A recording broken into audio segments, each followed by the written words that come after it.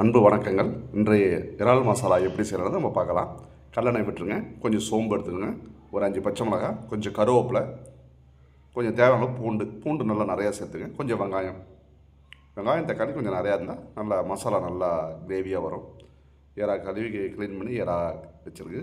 இப்போ இந்த எறாவை நல்லா வெங்காயத்தை வதங்க விட்டு தட்டுக்கிட்டு போட்டு மூடி வைங்க. ஒரு 3 கரண்டி குழம்பு மிளகாத்தூள், ஒரு 2 கரண்டி தனி மிளகாத்தூள், அதையும் நல்லா மிக்ஸ் பண்ணுங்கள். நல்லா மிக்ஸ் பண்ணிட்டு ஒரு தட்டு போட்டு லைட்டாக மூடி வைங்க லோ ஃப்ளேமில். நம்ம மசாலா தண்ணி கொஞ்சம் ஆட் பண்ணதுக்கப்புறம் அப்புறம் ஹை ஃப்ளேமில் ஏற்றிக்கலாம். இப்போ எறாவை நம்ம அதோட சேர்த்துலாம் பாருங்கள். எறாவை நல்லா மிக்ஸ் பண்ணிங்க. நல்லா மிக்ஸ் பண்ணிட்டு ஒரு தட்டு போட்டு கொஞ்சம் மூடி வச்சுருங்க. உப்புலாம் பார்த்துங்க, உப்பு பதமாக எல்லாம் என்ன எப்படி கரெக்டாக இருக்குன்னு பார்த்துங்க. இப்போ தேவை கொஞ்சோண்டு தண்ணி, ரொம்ப தேவையில்ல. அந்த கப்பில் கொஞ்சம் அரை கப்பு தண்ணி நம்ம ஊற்றிருக்கோம். நல்லா இதையும் நல்லா மிக்ஸ் பண்ணி விட்டு தேவையான அளவுக்கு உப்பு நம்ம சேர்த்துக்கலாம். டேஸ்ட் பார்த்து உப்பு சேர்த்துங்க. பாருங்கள், நல்லா அந்த எண்ணெய் பிரிஞ்சு மேலே வந்து போச்சு. மசாலா ரெடி. இப்போ ஒரு 2 முட்டை உடச்சி ஊற்றிடலாம்.